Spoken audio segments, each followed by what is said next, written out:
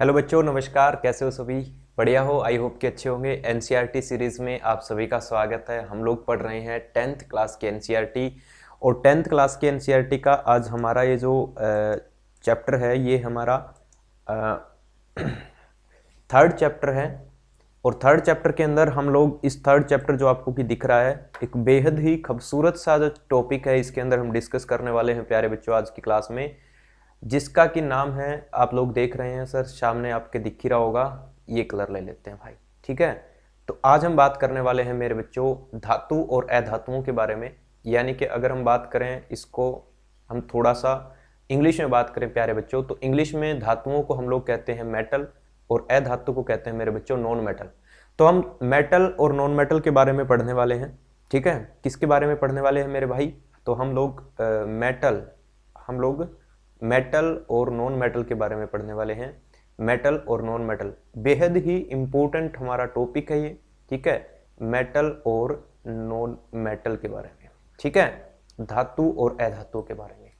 जैसे कि हम लोग आगे बढ़ते हैं और हम लोगों ने देखा है कि 9वीं क्लास में, ये कह रहा है 9वीं क्लास में अपने कुछ तत्वों के बारे में पढ़ा होगा, 9th क्लास में आपने कुछ एलिमेंट्स के बारे में पढ़ा होगा और इन तत्वों के आपने अलग अलग प्रकार के गुणधर्म देखे होंगे। ठीक है, और जिसके अंदर आप लोगों को पता है कि सर जो एलिमेंट्स हैं उन एलिमेंट्स को हम लोगों ने अलग अलग भागों में वर्गीकृत किया है। हम लोगों ने कुछ को धातु में रखा है और कुछ को अधातुओं की कैटेगरी में रखा है। यह कह रहा है कि आपके दैनिक जीवन में धातुएं और अधातुओं के उपयोग पर विचार कीजिए। आप देखिए कि आपके दैनिक जीवन में आप डे टू डे लाइफ के अंदर कहां पर मेटल और नॉन मेटल का आप लोग यूज करते हैं। अगला कह रहा है आपके विचार से कौन से गुणधर्म तत्वों को धातुओं और अधातुओं से अलग करते हैं, वर्गीकृत करते हैं, यानी कि क्लासिफिकेशन करते हैं। मेटल्स और नॉन मेटल का अलग अलग कैटेगरी में डिवाइड करते हैं। वो कौन कौन सी प्रॉपर्टीज है जिसके द्वारा हम मेटल और नॉन मेटल को प्यारे बच्चों अलग अलग क्लासिफाई करते हैं, उसकी अलग अलग कैटेगरी में डिवाइड करते हैं। नेक्स्ट कह रहा है किस प्रकार यह गुणधर्म इन तत्वों के उपयोग से संबंधित है। भाई हम इन एलिमेंट्स का कहां कहां यूज करते हैं। तो आइए बात करते हैं, धीरे धीरे हम लोग बात करेंगे सारी चीजों के ऊपर। तो नेक्स्ट जो हमारा आता है वो आता है भौतिक गुणधर्म। तो सबसे पहले हम इन धातुओं के और अधातुओं के भौतिक गुणधर्म के बारे में बात करेंगे बच्चों। भौतिक गुणधर्म का मतलब होता है फिजिकल प्रॉपर्टीज। हम लोग इनकी क्या जानने वाले हैं? हम लोग इनकी फिजिकल प्रॉपर्टीज पढ़ने वाले हैं मेरे भाई। क्या पढ़ने वाले हैं? इनकी फिजिकल प्रॉपर्टीज पढ़ने वाले हैं। फिजिकल प्रॉपर्टीज किसकी पढ़ने वाले हैं? मेटल और नॉन मेटल की। भौतिक गुणधर्म का मतलब होता है फिजिकल प्रॉपर्टी। तो सबसे पहले 3.1.1 में आपका आता है धातु, कि भाई धातुओं के अंदर क्या क्या फिजिकल प्रॉपर्टीज होती है। धातु को इंग्लिश में मेटल कहते हैं। ठीक है, ये कह रहा है इस प्रकार के भौतिक गुणधर्म की तुलना करके समूहों में अलग अलग करना हमें आसान हो जाता है। फिजिकल प्रॉपर्टीज के द्वारा हमें मेटल और नॉन मेटल्स को ग्रुप में डिवाइड करना हमारे लिए थोड़ा आसान हो जाता है। ठीक है, ये कह रहा है कि आप अपने डे टू डे लाइफ में कुछ धातुएं, आयरन है, कॉपर है, एल्यूमिनियम है, मैग्नीशियम है, सोडियम, लेड, जिंक को आसानी से मिलने वाली कुछ अन्य धातुओं के नमूने इकट्ठे कीजिए और उसमें देखिए क्या उनकी फिजिकल प्रॉपर्टी है, क्या उनके रासायनिक गुणधर्म है। तो अभी फिलहाल हम फिजिकल प्रॉपर्टीज की बात कर लेते हैं, एक एक करके उनके सारे प्रॉपर्टीज की बात करेंगे। जिस तरह से मैंने आपको ऊपर बताया कि आप लोगों ने लोहा है, चांदी है, सोना है, एल्यूमिनियम है, सोडियम है, इन सभी अगर धातुओं को देखें तो आप लोग देखेंगे कि धातुओं की सतह बिल्कुल ही क्या होती है मेरे बच्चों? चमकदार होती है। यानी कि इनके अंदर क्या होता है? एक अलग प्रकार का लक्ष्यर होता है। इसी गुण को हम लोग बोलते हैं धात्विक चमक। क्या बोलते हैं इनको? मेटेलिक लक्ष्यर बोलते हैं। तो पहली प्रॉपर्टी तो यही होगी कि धातुएं क्या होती है हमारी? धातुओं के अंदर लश्चर होता है, चमक होती है। ठीक है, देखते होंगे आप लोग। अब चांदी लीजिए, चमक रही है, सोना लीजिए, लोहा लीजिए, एल्यूमिनियम लीजिए, कॉपर लीजिए, ये क्या होते हैं? इनके अंदर एक अलग प्रकार के क्या होते हैं मेरे बच्चों? लश्चर होती है, चमक होती है। तो एक तो गुणधर्म ये हो गया, पहली बात। फर्स्ट प्रॉपर्टी इनकी ये होगी फिजिकल प्रॉपर्टी कि इनके अंदर क्या होता है मेरे बच्चों? लश्चर होता है। इनके अंदर क्या होती है? एक अलग प्रकार की चमक होती है ना। सारी धातुएं क्या होती है? आपस में चमकती है बड़ी, है ना। आगे बढ़ते हैं। नेक्स्ट ये कह रहा है सामान्यतः जो धातुएं होती है, नॉर्मली जो हमारी मेटल्स होती हैं, उनके अंदर क्या पाई जाती है प्यारे बच्चों? उनके अंदर एक अलग से प्रकार की हार्डनेस होती है, कठोरता भी होती है। आप लोग देखते हैं सर लोहा है, लोहा क्या होता है? हार्ड होता है। आप लोग देखते हैं सर चांदी है, हार्ड होता है। कॉपर तांबा है, हार्ड होता है। तो इनके अंदर नेक्स्ट जो गुण होती है, आप देखेंगे कि धातुएं जो होती है वो जनरली क्या होती है, कठोर होती है, वो क्या होती है, हार्ड होती है। और इसी गुण को हम कहते हैं कठोरता। क्या कहते हैं भाई, कठोरता। हाँ, अलग बात है कि अलग अलग जो धातुएं होती है उनके अंदर जो हार्डनेस होती है उनकी वो अलग अलग लेवल पे होती है, कोई ज्यादा हार्ड होती है तो कोई कम हार्ड होती है। जिस तरह हम मरकरी की बात कर लें, पारे की बात कर लें, पारा है तो एक धातु लेकिन वो हार्ड नहीं है ना, वो क्या है, वो लिक्विड है, सॉलिड है ही नहीं वो। तो मोस्ट ऑफ द धातुएं सॉलिड होती है, एक्सेप्शन है। जिस तरह बात करो, आप सोडियम की बात कर लो, आप सोडियम की बात कर लो मेरे दोस्त, आप Na सोडियम की बात कर लो, आप पोटेशियम की बात कर लो, ये हार्ड नहीं होती, इनकी हार्डनेस क्या होती है, कम होती है। ठीक है, इनको चाकू से काटा जा सकता है, लेकिन मोस्ट ऑफ द धातुएं क्या होती है, हार्ड होती है, कठोर होती है।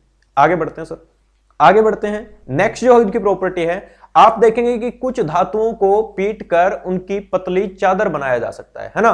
धातुओं को पीट के उनकी क्या बना सकते हैं प्यारे बच्चों, पतली चादर बना सकते हैं। धातुओं के इस गुण धर्म को क्या बोलते हैं, उसकी आघात वर्धनता बोलते हैं, है ना। इसकी क्या बोलते हैं, इसकी डक्टिलिटी बोलते हैं, अंग्रेजी में इसको डक्टिलिटी कहा जाता है। और क्या आप जानते हैं कि सोना चांदी सबसे अधिक आघातवर्धक धातु है। सोना जो होता है ना, सोने की बहुत पतली परत बना, इसीलिए तो ज्वेलरी में सोना चांदी का यूज किया जाता है। बहुत ही पतली पतली इनकी क्या बनाई जा सकती है मेरे बच्चों, चादर बनाई जा सकती है। ठीक है, नेक्स्ट प्रॉपर्टी ये आ गई कि धातुएं क्या है, आघातवर्धनीय है। नेक्स्ट हमारा यानी कि डक्टाइल है। अगला कह रहा है कि धातुओं को पतले तार के रूप में खींचने की क्षमता होती है धातुओं के अंदर, और इसे हम लोग बोलते हैं, क्या बोलते हैं प्यारे बच्चों, इसको हम बोलते हैं तन्यता। ठीक है, इसको क्या बोलते हैं प्यारे बच्चों, तन्यता बोलते हैं। यानी कि कौन सी धातु सबसे ज्यादा तन्य है, तो तन्य की बात करें, ठीक है, तो तन्य की सॉरी डक्टिलिटी तन्यता को बोलते हैं, आघातवर्धनता को बोलते हैं मोलेबिलिटी। ठीक है, तो ये क्या कर सकते हैं, आप लोग जानते हैं कि सर सोना जो होता है ना सबसे अधिक तन्य धातु है, सोने का सबसे लंबा तार बनाया जा सकता है। 1 ग्राम सोना जो होता है ना, 1 ग्राम सोना, 1 ग्राम सोने से आप लोग 2 किलोमीटर जितना लंबा तार बना सकते हैं। देखा होगा आप लोगों ने, जब ज्वेलरी बनती है, आभूषण बनते हैं, तो सोने का यूज किया जाता है और उसमें पतली पतली उसकी तारें बनाई जाती है। तो 1 ग्राम सोने से आप लोग कितना, 2 किलोमीटर लंबा क्या बना सकते हैं मेरे दोस्तों, तार बना सकते हैं। ठीक है भाई साहब, आगे बढ़ते हैं सर। ये इसकी थी फिजिकल प्रॉपर्टीज, ये सारी की सारी क्या थी इनकी, और फिजिकल प्रॉपर्टीज थी। ठीक है भाई, आगे चलते हैं और कुछ एक चीजें और भी हैं। ये कह रहा है धातुएं जो होती है वो उष्मा की सुचालक होती है। मेटल्स जो होती है वो क्या करती है, उष्मा की सुचालक होती है, यानी कि उसके अंदर से हीट चल सकता है। आप लोहे को एक साइड से गर्म कीजिएगा, देखेंगे कि पूरा गर्म हो गया है। आप कोई और धातु लीजिए, आप एल्यूमिनियम लीजिए, एल्यूमिनियम के एक पत्ते लीजिए, एक रोड लीजिए, उसको एक तरफ से गर्म कीजिए और आप लोग देखेंगे कि पूरा का पूरा एल्यूमिनियम क्या हो रहा है, गर्म हो रहा है। तो इसके अंदर हीट क्या कर सकती है, कंडक्ट कर सकती है, इसके अंदर से हीट अपना क्या कर सकती है, मूव कर सकती है। तो ये क्या होती है मेरे बच्चों, उष्मा की सुचालक होती है। दूसरा कह रहा है इनका गलनांक क्या होता है, बहुत अधिक होता है। सर ये जल्दी से मेल्ट नहीं होती, पिघलती नहीं है बहुत जल्दी, इनका गलनांक जो होता है वो बहुत हाई होता है। दूसरा कह रहा है सिल्वर और जो कॉपर होते हैं ये उष्मा के सबसे अच्छे चालक होते हैं। सिल्वर और जो कॉपर होता है, सिल्वर चांदी और कॉपर तांबा, ये बहुत जल्दी गर्म हो जाते हैं। इनका क्या होता है सर, हीट इनके अंदर बड़ी तेजी से चलती है, ये रजिस्ट नहीं करते हीट को। इसी की तुलना में अगर बात करें लेड और मरकरी जो होते हैं ये उष्मा के क्या होते हैं, कुचालक होते हैं। यहां पर बात करें लेड, शीशा है, शीशा एक तरफ से गर्म करोगे पूरा शीशा गर्म नहीं होगा, तो वो कम क्या होते हैं, कंडक्टर, कंडक्टिविटी उनकी कम होती है। किसकी कंडक्टिविटी, बिजली की कंडक्टिविटी नहीं कह रहा मैं कह रहा हूं उष्मा की कंडक्टिविटी, हीट की कंडक्टिविटी क्या होती है इनकी, कम होती है मेरे बच्चों। आगे चलते हैं।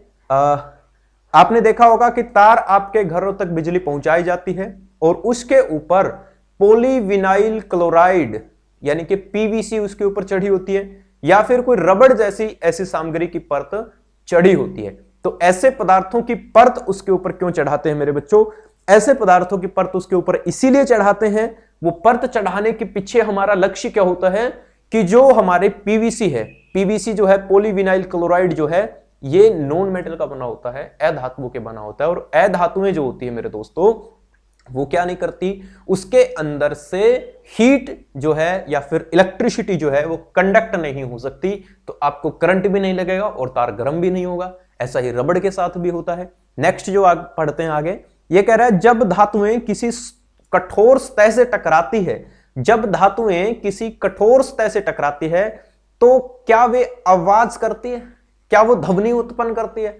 आप लोग एक बर्तन लीजिए किसी धातु का, लोहे का, उसको छोड़ दीजिए नीचे, गिरा दीजिए, नीचे गिरते ही वो एक प्रकार की क्या करेगा, साउंड क्रिएट करेगा, है ना। तो ये कह रहा है कि जो धातुएं कठोर सतह से टकराने पर आवाज उत्पन्न करती है उन्हें हम क्या कहते हैं मेरे बच्चों, सोनरस कहते हैं, यानी कि ध्वनिक धातुएं कहते हैं। क्या कहते हैं? ध्वनिक धातुएं कहते हैं। इसने एक एग्जाम्पल भी बताया। क्या आप बता सकते हैं कि स्कूल की घंटी धातु की क्यों बनी होती है? क्योंकि भैया घंटी की आवाज करना है, घंटी बजेगी टन टन टन टन टन टन टन, तो आवाज आएगी आपको। ये धातुओं के भौतिक गुणधर्म है, फिजिकल प्रॉपर्टीज है मेटल की। आगे बढ़ते हैं और नेक्स्ट जो हमारा पॉइंट आता है वो आता है अधातुएं। क्या आता है? अधातु। अधातु को अंग्रेजी में बोलते हैं मेरे दोस्त नॉन मेटल। क्या बोलते हैं अंग्रेजी में इसको? अंग्रेजी में इसको बोलते हैं नॉन मेटल। क्या बोलते हैं? नॉन मेटल बोलते हैं। यह कह रहा है हम पिछली कक्षा में अध्ययन कर चुके हैं कि धातुओं की तुलना में अधातुओं की संख्या बहुत ही कम होती है। कौन कौन से अधातु होते हैं अपने पास? Carbon, sulphur, iodine, oxygen, hydrogen आदि अधातुओं के कुछ उदाहरण है हमारे पास। अब मैं आप लोगों से एक क्वेश्चन कर रहा हूं, आप लोग मुझे कमेंट बॉक्स में क्वेश्चन कमेंट करके बताइए कि अपने जो कुल 118 तत्व है उन 118 तत्वों में से अधातुओं की संख्या कितनी है, नॉन मेटल्स की संख्या कितनी है? बताइए सर फटाफट, है ना। नेक्स्ट कह रहा है ब्रोमीन एक ऐसी धातु है जो द्रव अवस्था में पाई जाती है। मैंने आपको बताया था जब धातु पढ़ रहे थे तो मैंने आपको बताया था मरकरी यानी कि पारा एक ऐसी धातु है जो लिक्विड अवस्था में पाई जाती है। वहीं बात करें अधातुओं में तो ब्रोमीन एक ऐसी धातु है मेरे दोस्त जो किसमें होती है, जो द्रव अवस्था में पाई जाती है, जो लिक्विड फॉर्म में होती है। कौन? ब्रोमीन होता है। इसके अलावा सारी धातुएं या तो ठोस मिलेगी आपको या फिर क्या मिलेगी, गैसीय अवस्था में मिलेगी। ठीक बात है, समझ गए सर। वहीं बात करें, ये अधातुओं की बात हो रही है, नॉन मेटल्स की बात हो रही है। Most of the non metals क्या होती है, या तो सॉलिड होती है या गैसियस फॉर्म में होती है, लेकिन bromine is the exception. Bromine यहां पर एक्सेप्शन है, अपवाद है कि ब्रोमीन एकमात्र ऐसी धातु है मेरे दोस्त जो लिक्विड फॉर्म में होती है। और मरकरी जो है, पारा जो है, मरकरी का सिंबल क्या है, कमेंट करके जरूर बताना। मरकरी जो है, पारा जो है, वो क्या है, एकमात्र ऐसी धातु है सर, एकमात्र ऐसी धातु है जो हमारी लिक्विड फॉर्म में पाई जाती है, जो हमारी लिक्विड फॉर्म में पाई जाती है मेरे दोस्त। किसमें पाई जाती है? लिक्विड फॉर्म में पाई जाती है, तरल अवस्था में पाई जाती है। आगे बढ़ते हैं, मजा आ रहा है ना। चले भाई आगे बढ़ते हैं। यहां पर कुछ इन्होंने दिए हैं चीजें, देखो जो हम लोगों ने अभी भौतिक गुण धर्म पढ़े, और इसके अलावा कुछ इन्होंने अपवाद दिए हैं। इन्होंने कहा कि कुछ एक्सेप्शंस हैं जिनके उदाहरण इस प्रकार है, मरकरी को छोड़कर सारी धातुएं कमरे के तापमान पर ठोस अवस्था में होती है। अभी अभी मैंने बताया था ना, मरकरी क्या होती है? मरकरी मेरे दोस्त, मरकरी पारे को ही बोलते हैं। मरकरी का सिंबल क्या होता है, पूछा है मैंने आपसे, जरूर बताइएगा। मरकरी को छोड़कर सारी धातुएं क्या होती है? ठोस होती है। सभी की सभी मेटल्स क्या होती है? सॉलिड फॉर्म में होती है, बट मरकरी नहीं होता। दूसरा कह रहा है, आपने देखा है कि धातुओं का गलनांक जो होता है ना बहुत अधिक होता है, यानी कि इनका जो मेल्टिंग पॉइंट है ना बहुत हाई टेम्परेचर पर जाके पिघलती है ये। बट वहीं आप देखेंगे कि गैलियम और जो सीजियम होता है इनका गलनांक बहुत ही कम होता है। कितना होता है गैलियम और सीजियम का गलनांक? ये भी आप कमेंट करके बताएंगे, कुछ तो आप भी करोगे ना। चले बच्चे, ये कह रहा है यदि आप इनको हथेली पर रखेंगे तो दोनों धातुएं ही क्या हो जाएंगी? पिघलने लग जाएगी भाई साहब, मेल्ट होने लग जाएगी, इनका गलनांक बिंदु आ जाएगा। अब तो पता ही लग गया होगा सर आपको, है ना। चलिए अगला कह रहा है, नेक्स्ट जो सेकंड नंबर पे इनका एक्सेप्शन है, दूसरा अपवाद है, ये कह रहा है आयोडीन एक अधातु होते हुए भी चमकीला है। अभी मैंने आपको दिखाया कि जो चमक होती है ना, लश्चर चमक होती है, ये प्रॉपर्टी होती है मेटल्स की, धातुओं की होती है, लेकिन iodine is the exception. Iodine अपने आप में एक अधातु है मेरे दोस्त, नॉन मेटल है, लेकिन फिर भी इसके अंदर क्या होती है? एक लश्चर होती है, एक चमक होती है। आगे बढ़ते हैं सर। दूसरा नंबर 3 पॉइंट, कार्बन एक ऐसी अधातु है जो भिन्न भिन्न रूपों में विद्यमान होती है। कार्बन एक ऐसा नॉन मेटल है जो अलग अलग फॉर्म्स में होता है। इनके हर एक रूप को हम बोलते हैं एलोट्रोप्स, अप्रूप बोलते हैं मेरे दोस्त। इसको क्या बोलते हैं? अप्रूप बोलते हैं, एलोट्रोप्स बोलते हैं। ठीक है, एलोट्रोप्स, अप्रूप बोलते हैं इनको। हीरा कार्बन का एक अप्रूप है, यह सबसे कठोर प्राकृतिक पदार्थ है भाई साहब, और इसका जो गलनांक और कवथनाक बिंदु है ना, ये बहुत ही ज्यादा अधिक है, बहुत ही ज्यादा अधिक। गलनांक बिंदु, हीरा सबसे हार्डेस्ट पार्ट है इस पूरे पीरियोडिक टेबल में। जितने भी अपने पास एलिमेंट आज के समय में भी जो अवेलेबल है, उन सभी में से सबसे हार्ड पार्ट की बात करें, हार्डेस्ट एलिमेंट की बात करें, दैट इज द हीरा, डायमंड। दूसरा कह रहा है कार्बन के एक अन्य अप्रूप है ग्रेफाइट, जो कि विद्युत का सुचालक है। यह भी एक एक्सेप्शन है।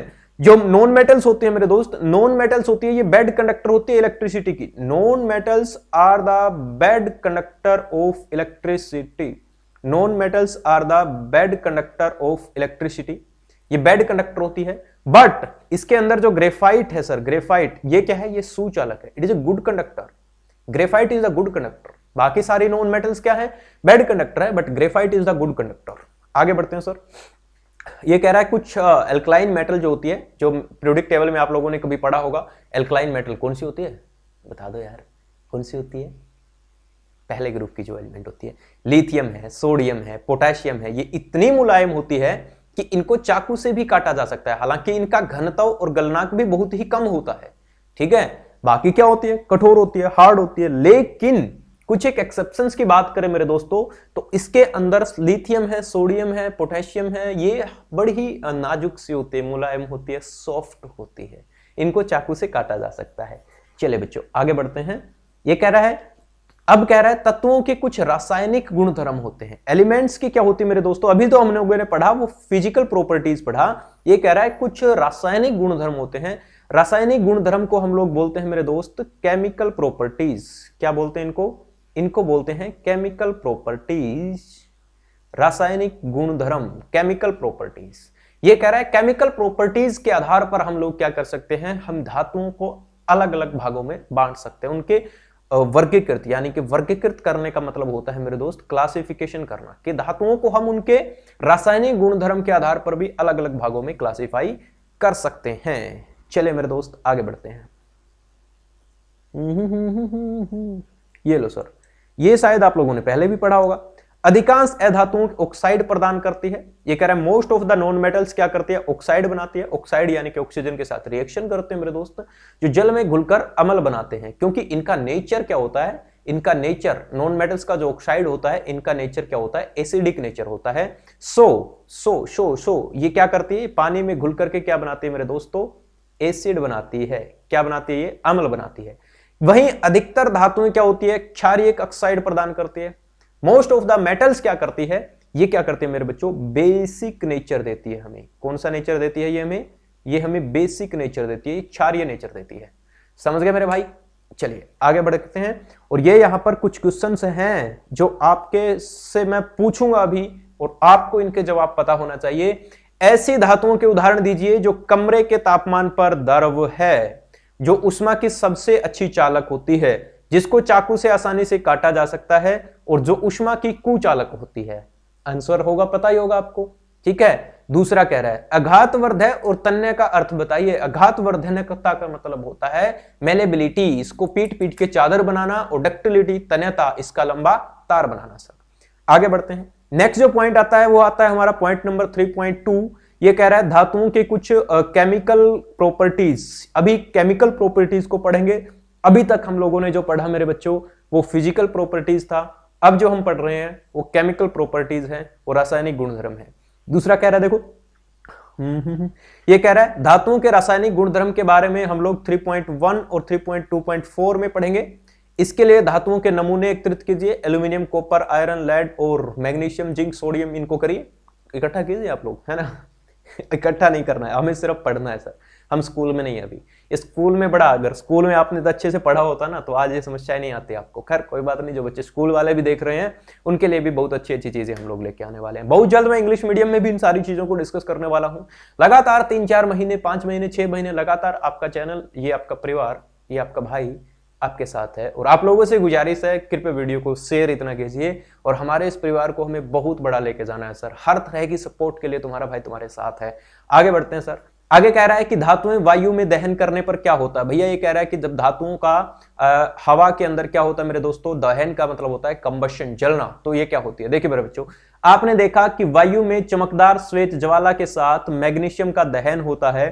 क्या सभी धातुएं इस प्रकार अभिक्रिया करते हैं? आइए देखते हैं कुछ इन्हीं प्रकार की चीजों के बारे में। मैंने आपको लास्ट क्लास में बताया था कि मैग्नीशियम जो होता है, मैग्नीशियम को जब आप जलाते हैं तो वो एक सफेद रंग की क्या देता है, एक ज्वाला देता है, एक सफेद रंग का क्या देता है, और राख का पाउडर बनाता है, बताया था ना, ठीक है। चलिए इसी तरह से आगे बढ़ते हैं। और क्या होता है सर धातुओं को जब जलाते हैं तो, ये कह रहे हैं लगभग सभी धातुएं, मोस्ट ऑफ द मेटल्स, सभी, लगभग सभी धातुएं सभी धातुएं कह रहा है ऑक्सीजन के साथ मिलकर संगत धातुओं का क्या बनाती है मेरे दोस्तों, ऑक्साइड बनाती है। मेटल्स जो होती है ना, मेटल ऑक्सीजन के साथ रिएक्शन करती है और क्या बनाती है, मेटल ऑक्साइड बनाती है, धातु का ऑक्साइड बनाती है। उदाहरण के लिए यही ले लीजिए आप, कॉपर है, कॉपर का ऑक्सीजन के साथ रिएक्शन किया, क्या बन गया, कॉपर ऑक्साइड। वही लोहा है, लोहे का अगर आप ऑक्सीजन के साथ रिएक्शन करोगे तो क्या बन जाएगा, आयरन ऑक्साइड बन जाएगा, है ना। वही मैग्नीशियम है, ऑक्सीजन के साथ रिएक्शन करोगे तो MgO, मैग्नीशियम ऑक्साइड बन जाएगा। समझ रहे हो आप लोग। तो इसी प्रकार से धातुओं को जब ऑक्सीजन के साथ अभिक्रिया करवाते हैं तो क्या बन जाता है, ऑक्साइड बन जाता है। इसी प्रकार देखो एल्यूमिनियम है, इसका ऑक्सीजन के साथ, अब ये बैलेंस करना है, यहाँ पर 4 क्यों लिखा है, यहाँ पर 3 क्यों लिखा है, यहाँ पर 2 क्यों लिखा है, इसके लिए आपको केमिकल रिएक्शन वाली वीडियो आपको ध्यान से देखना होगी। चैप्टर नंबर 1 में पढ़ा था हम लोगों ने। तो ये हो जाएगा मेरे दोस्तों एल्यूमिनियम ऑक्साइड। क्या हो जाएगा, एल्यूमिनियम ऑक्साइड।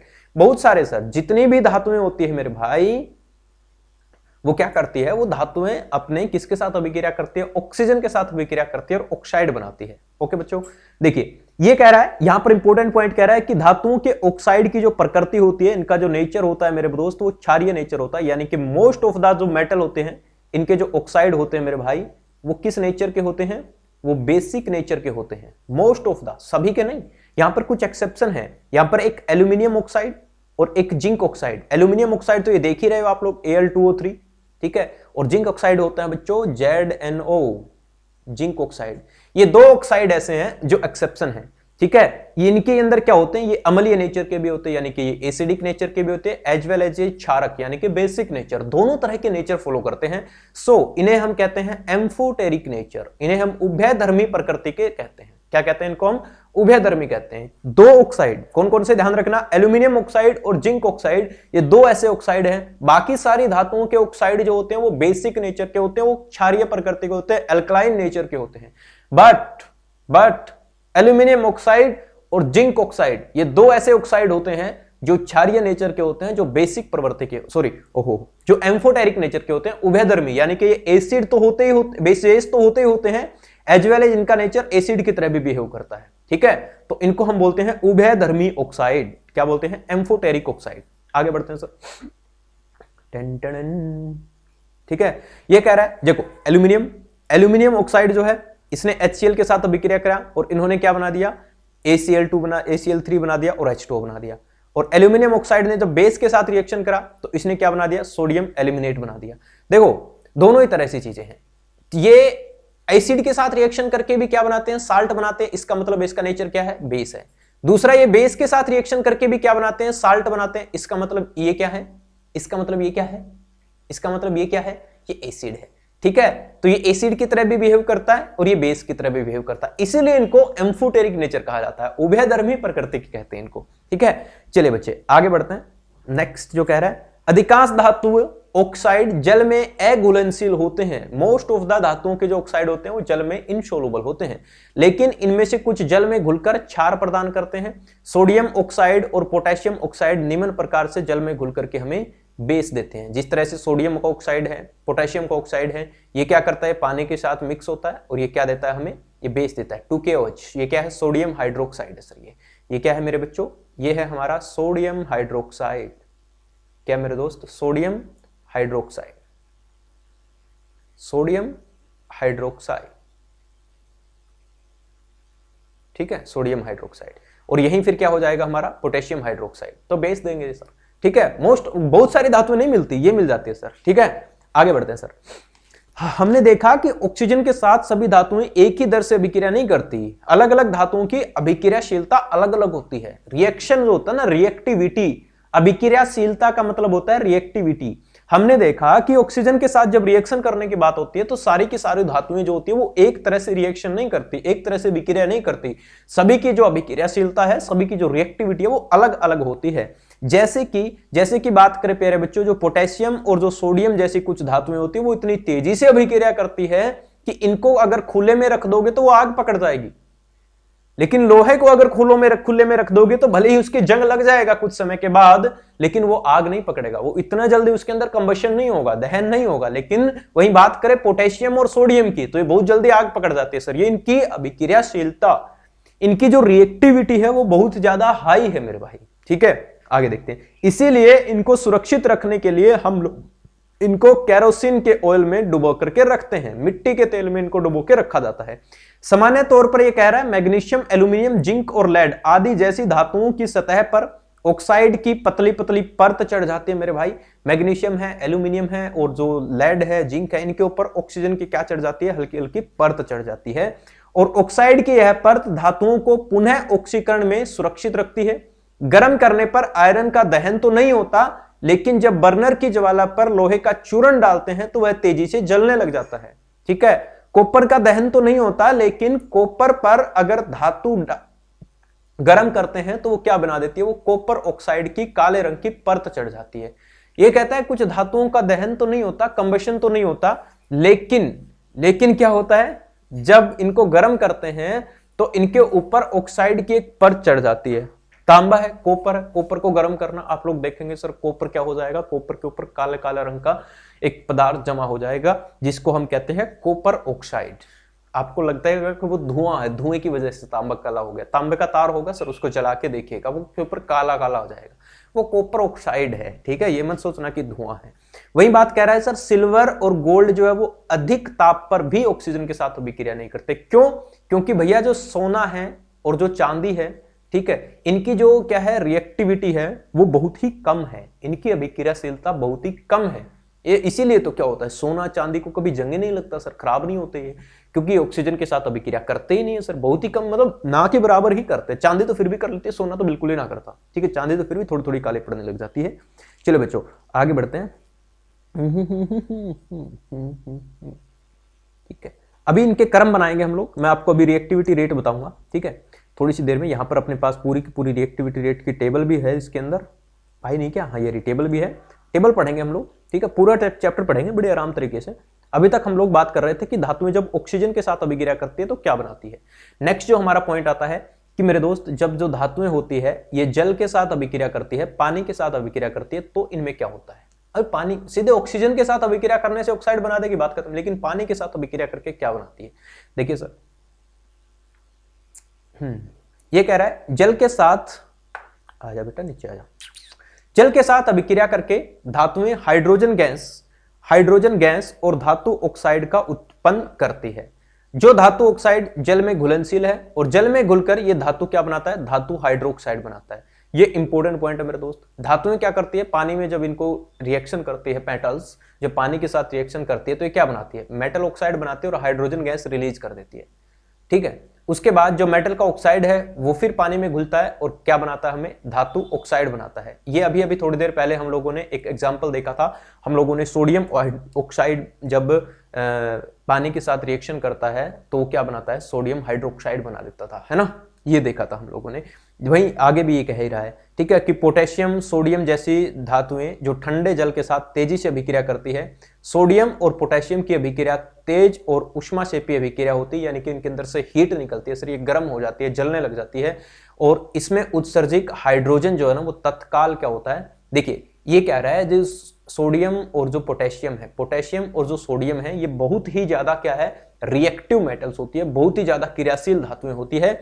अगर इनको आप तुरंत पानी के साथ रिएक्शन करवाते हैं तो ये क्या बनाती है, तो ये अपना ऑक्साइड बनाती है और हाइड्रोजन गैस रिलीज करती है। और आप लोग जानते हैं सर, हाइड्रोजन गैस एक प्रकार की ज्वलनशील गैस है और उसी की वजह से जलने लग जाती है, और जब कोई चीज जलती है तो मेरे दोस्तों वहां से हीट निकलता है, और ऐसी चीजें, ऐसी रिएक्शन, ऐसी अभिक्रिया जिसमें हीट बाहर निकल रहा हो उसको बोलते हैं मेरे भाई, उसको बोलते हैं एक्सोथर्मिक रिएक्शन। उसको क्या बोलते हैं मेरे दोस्तों, एक्सोथर्मिक रिएक्शन। ऐसी अभिक्रिया जिसके अंदर अपना हीट निकलता है बाहर, उसको बोलते हैं उष्माक्षेपी अभिक्रिया।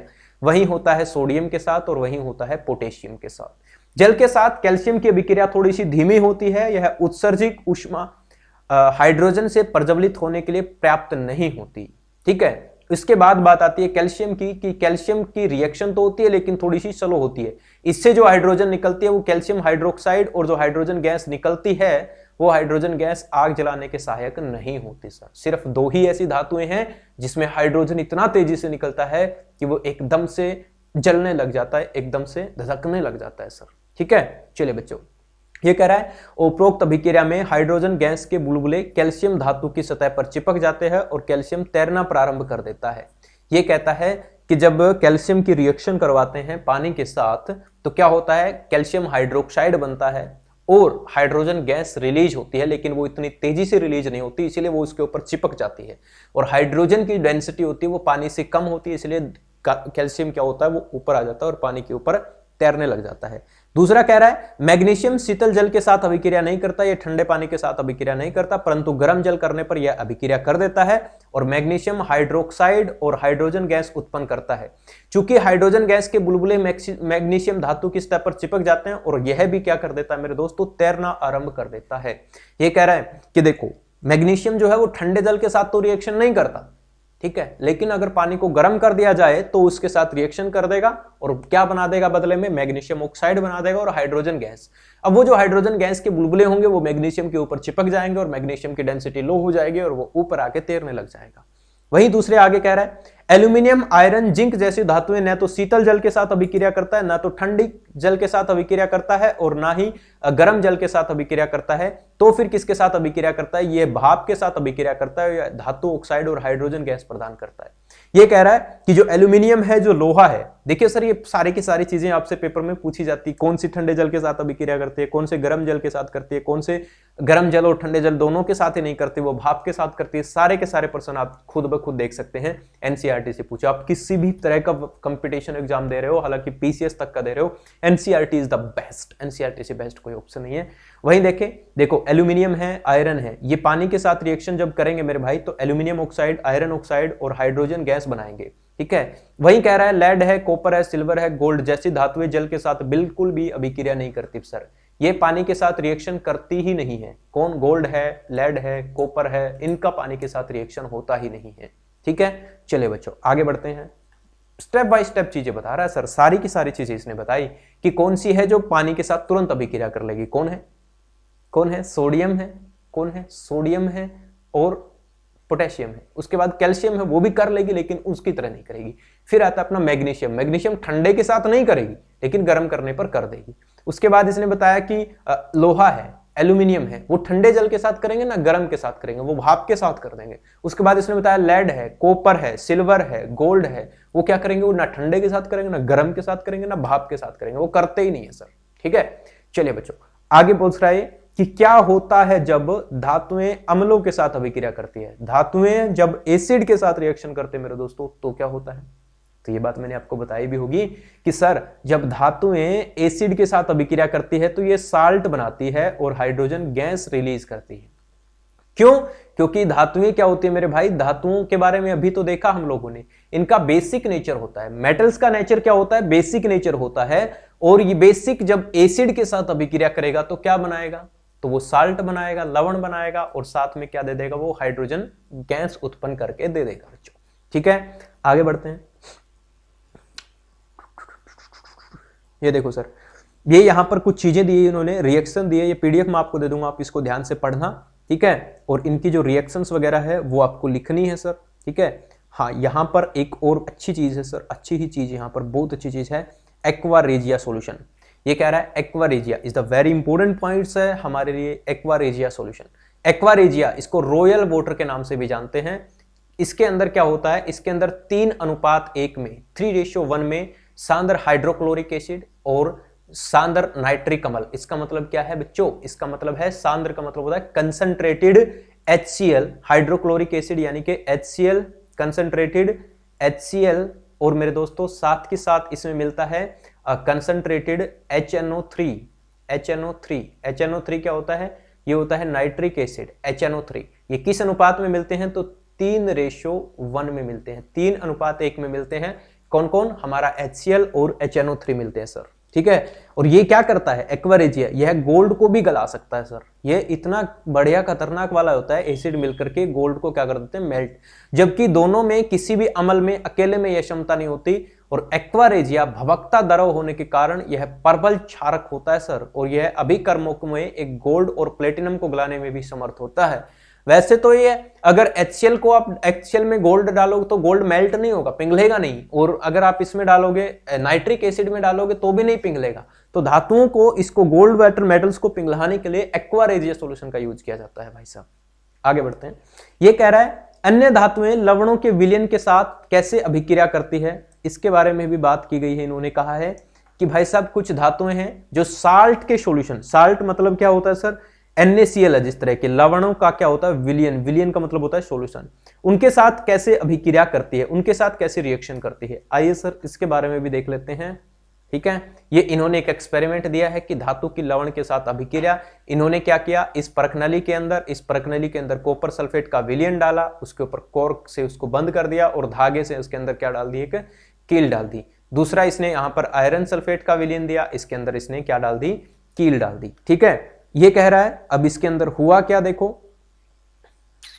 ओके, इसके अंदर हुआ क्या, ये कह रहा है अभिक्रिया धातु में अपने अपने कम अभिक्रियाशीलता धातु को उसके यौगिकों के विलयन में या गलित अवस्था में विस्थापित कर देती है। पिछले खंड में हमने देखा कि अभिक्रियाशीलता समान नहीं होती और ऑक्सीजन, जल और अम्ल के साथ विभिन्न धातुओं की अभिक्रियाशीलता की जांच की है, लेकिन सभी धातुएं इन अभिकर्मकों के साथ अभिक्रिया नहीं करती। लेकिन इसलिए हम धातुओं के नमूने को अभिक्रियाशीलता को अवरोही क्रम में नहीं रख सकते। आपने अध्याय 1 में, चैप्टर 1 में विस्थापन अभिक्रियाओं का अध्ययन किया होगा, वही रिएक्शन यहां पर होती है। इसने जो लिखा है मैं आपको समझाता हूं मेरे दोस्तों क्या होता है। देखो क्या होता है, देखो इसने कहा कि जब हम धातुओं को किसके अंदर डालते हैं, जब हम धातुओं को मेरे दोस्त, जब हम मान लो आयरन की एक क्या है अपने पास, आयरन की एक कील है, लोहे की एक कील है, आप उसको कॉपर सल्फेट के विलयन में डालोगे, सॉल्यूशन में डालोगे, तो होगा क्या, आयरन जो है वो आयरन जो है वो कॉपर से ज्यादा रिएक्टिव है। तो इससे होगा क्या, जो सल्फेट है ना SO4, वो कॉपर को छोड़ के वो आयरन के साथ आ जाएगा, तो वो क्या हो जाएगी, डिस्प्लेसमेंट रिएक्शन हो जाएगी। ऐसा ही यहां पर होता है। ये देखो, अगर आप एक धातु को दे, धातु A इसने दिया है, मेटल A है मान लो, ये मेटल B का जो साल्ट सॉल्यूशन है इसके साथ अगर रिएक्शन करती है तो होगा क्या, तो ये A है ना, ये जो साल्ट सॉल्यूशन है ये A के साथ मिल जाएगा और धातु B क्या हो जाएगी मेरे दोस्त, अलग हो जाएगी। मैं एक रिएक्शन लिख के बता रहा हूं मेरे दोस्तों आपको।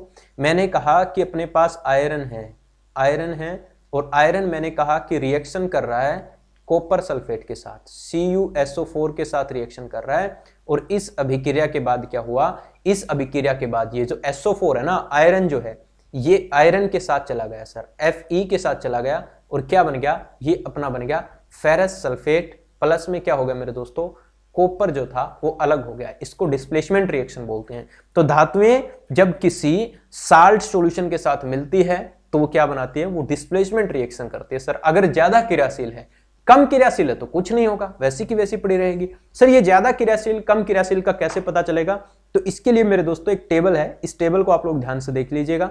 ठीक है, इस टेबल के अंदर सभी धातुओं के बारे में बताया गया है। इस टेबल के अंदर बताया गया है कि सबसे ज्यादा जो अभिक्रियाशील धातु है वो अपनी पोटेशियम है, उसके बाद सोडियम है, उसके बाद कैल्शियम है, मैग्नीशियम है, एल्यूमिनियम है, जिंक है, फेरस आयरन है, Pb लेड है, हाइड्रोजन है, कॉपर है, मरकरी है, सिल्वर है और गोल्ड है। गोल्ड जो है वो सबसे कम क्रियाशील धातु है और जो पोटेशियम जो है वो सबसे अधिक क्रियाशील धातु है। ये जो हम लोगों ने लिखा है इसका, ये हमारी घटती अभिक्रियाशीलता है, यानी कि ये आपकी डिक्रीजिंग रिएक्टिविटी है। क्या है मेरे दोस्तों, ये हमारी डिक्रीजिंग रिएक्टिविटी है। समझ रहे हो मेरी बात को, हाँ या ना। चलिए आगे बढ़ते हैं सर, आगे बढ़ते हैं। हाँ, ये कह रहा है धातुएं अधातुओं के साथ कैसे अभिक्रिया करती है सर। ठीक है, देखिए सारी चीजें स्टेप बाय स्टेप बता रहा है कि ऑक्सीजन के साथ कैसे अभिक्रिया करती है, पानी के साथ कैसे अभिक्रिया करती है, किसी और चीज के साथ कैसे अभिक्रिया करती है, साल्ट सॉल्यूशन के साथ कैसे अभिक्रिया करती है। यहां पर इन्होंने 3.3 में तीसरे नंबर पर एक पॉइंट पूछा है कि धातुएं अधातुओं के साथ कैसे अभिक्रिया करती है, मेटल नॉन मेटल के साथ रिएक्शन कैसे करती है और क्या बनाती है। आइए मेरे भाई समझते हैं इसको। ये कह रहा है ऊपर के क्रियाकलापों में हमने देखा कि अभिकर्मकों के साथ धातुओं की अभिक्रियाएं देखी। ठीक है, 9वीं कक्षा में हमने इलेक्ट्रॉनिक विन्यास, इलेक्ट्रॉनिक कॉन्फ़िगरेशन का अध्ययन किया था, वो हम पढ़ा दूंगा मैं आपको धीरे धीरे। ठीक है, ये इन्होंने भाई साहब ये हमारा ये सारी की सारी चीजें हैं, ये आपको तभी समझ में आएगी जब आप लोगों ने वो चीज पढ़ी होगी जो इलेक्ट्रॉनिक विन्यास, इलेक्ट्रॉनिक कॉन्फ़िगरेशन। ये देखो सर, ये हीलियम वगैरह कुछ धातुएं हैं जो नोबल गैसेस है, इनके अंदर क्या होता है, इनके अंदर आउटर मोस्ट सेल भरा हुआ है, इन सभी का आउटर मोस्ट सेल में कोई भी फ्री इलेक्ट्रॉन नहीं है तो ये रिएक्शन नहीं करती।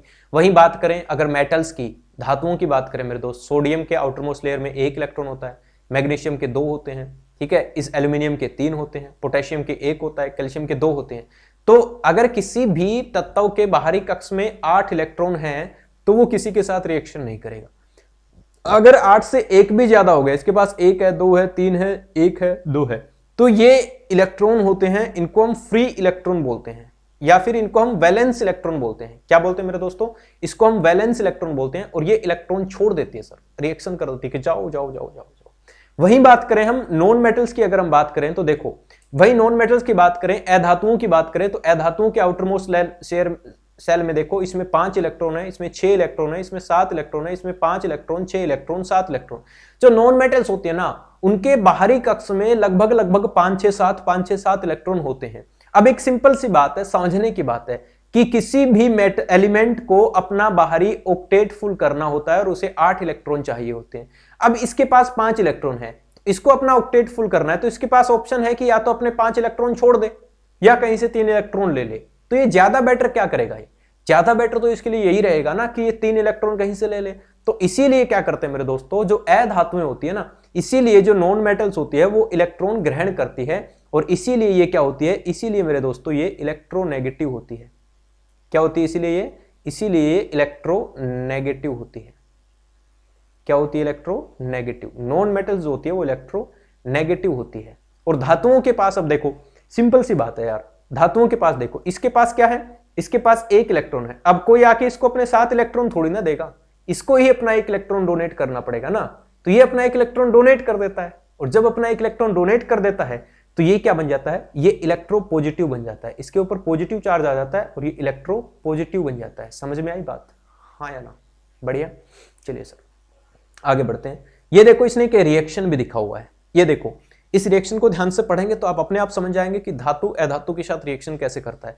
ये देखो सर, इसने सोडियम लिखा है। सोडियम के अंदर पहले में 2 सेल, दूसरे में 8, तीसरे में 1 इलेक्ट्रॉन आता है। ठीक है, ये इसका इलेक्ट्रॉनिक कॉन्फ़िगरेशन है। तो ये क्या करता है, पहले में 2, दूसरे में 8 भरे हैं, और इलेक्ट्रॉन 1 क्या हो जाएगा, फ्री है इसके पास, इसीलिए क्या हो जाएगा, धनायन हो जाएगा। इसके ऊपर 1 इलेक्ट्रॉन इसने छोड़ दिया तो इसके ऊपर क्या चार्ज आ गया, पॉजिटिव चार्ज आ गया। वहीं देखें मेरे दोस्तों कि क्लोरीन है, क्लोरीन में क्या है, 2 है, 8 है, 7 है। अब इसके पास 7 इलेक्ट्रॉन है ना। इसको कितने इलेक्ट्रॉन और चाहिए, इसको 1 इलेक्ट्रॉन चाहिए, तो ये 1 इलेक्ट्रॉन ग्रहण कर लेता है, ये ले लेगा इलेक्ट्रॉन, और इसके पास क्या हो गया, देखो 8 इलेक्ट्रॉन हो गए। ये इसके ऊपर नेगेटिव चार्ज आ गया क्योंकि 1 इलेक्ट्रॉन इसने फालतू ले लिया, तो ये हो जाएगा ऋणायन, यानी कि ये एनायन हो जाएगा। ये है कैटायन, ये है एनायन। तो ये Na का क्या होता है, 1 इलेक्ट्रॉन इस क्लोरीन के पास चला जाता है, और ये क्या बना देते हैं, Na पॉजिटिव और Cl नेगेटिव दोनों मिलकर के एक प्रोडक्ट का निर्माण कर देते हैं मेरे दोस्तों, जिसको हम कहते हैं NaCl। और NaCl क्या होता है, साल्ट होता है। तो इस तरह से धातुएं जो होती है वो रिएक्शन करती है, किसके साथ, अधातुओं के साथ रिएक्शन करती है। और भी दिया है इन्होंने सर, और भी इन्होंने दिया है। ठीक है, ये देखो यहां पर इसने मैग्नीशियम का उदाहरण दिया, मैग्नीशियम वाला उदाहरण और देख लो आप लोग। देखो मैग्नीशियम का जो एटॉमिक नंबर होता है मेरे दोस्तों वो कितना होता है, वो 12 होता है सर। मैग्नीशियम का एटॉमिक नंबर 12 होता है। तो इसके पास कितने इलेक्ट्रॉन, 2 होते हैं, 8 होते हैं और 2 होते हैं। 2 और 8 10 और 2 12। वही क्या करता है, अब ये क्या, इसको 6 इलेक्ट्रॉन चाहिए, तो ये कोई आके इसको 6 इलेक्ट्रॉन थोड़ी देगा, तो ये अपने 2 इलेक्ट्रॉन को क्या कर देगा, छोड़ देगा सर। और इसके ऊपर क्या आ जाएगा, Mg2 पॉजिटिव चार्ज, यानी कि 2 इलेक्ट्रॉन इसने छोड़ दिए। तो ये क्या बन गया, ये बन गया मैग्नीशियम धनायन बन गया, यानी कि कैटायन बन गया। वहीं बात करें क्लोरीन, अभी क्लोरीन को 1 इलेक्ट्रॉन, क्योंकि क्लोरीन का 17वें नंबर पर होता है। क्लोरीन कौन से नंबर पर होता है मेरे भाई, 17वें नंबर पर, यानी कि 17 इलेक्ट्रॉन है इसमें। तो पहले में 2, दूसरे में 8, अगले में 7। तो अब इसको कितने इलेक्ट्रॉन चाहिए, इसको तो 1 ही इलेक्ट्रॉन चाहिए ना। तो ये क्या करेगा, मैग्नीशियम इसके पास आया, मैग्नीशियम ने कहा कि भाई देख मेरे पास ना 2 इलेक्ट्रॉन है, चाहिए तेरे को। अब क्लोरीन कहेगा कि मेरे को तो 1 ही चाहिए, तो क्या करेगा, मैग्नीशियम 1 इलेक्ट्रॉन इस क्लोरीन को दे देगा, 1 इलेक्ट्रॉन इस क्लोरीन को दे देगा। तो Mg2 पॉजिटिव आ गया, और Cl 2 Cl आ गया सर, Cl2। और फिर ये एक क्या बना देंगे, एक पदार्थ, एक यौगिक बना देंगे, कंपाउंड बना देंगे, जिसका नाम होगा MgCl2। मैग्नीशियम क्लोराइड बन जाएगा सर। ये क्या बन जाएगा, मैग्नीशियम क्लोराइड बन जाएगा। आई बात समझ में, हाँ या ना, बताओ सर। तो वही होता है सर, ये हमारे कुछ क्या है, मैग्नीशियम क्लोराइड है। उसके बाद जो हमारे आते हैं धातुओं की प्राप्ति, ये हम अगली क्लास में पढ़ेंगे, चैप्टर बड़ा लंबा हो जाएगा। आज की क्लास में इतना ही। तो आप लोगों ने यहां तक क्लास को देखा, इसके लिए आपका बहुत बहुत धन्यवाद। Thank you so much, bye bye, take care. पढ़ते रहिए, मुस्कुराते रहिए और कोई चीज़ों की सुधार करना है, कोई नई चीज़ें लेके आनी है, वो भी मुझे सजेशन देते रहिए छोटे भाई को। मिलते हैं भाई, bye bye, take care, God bless you.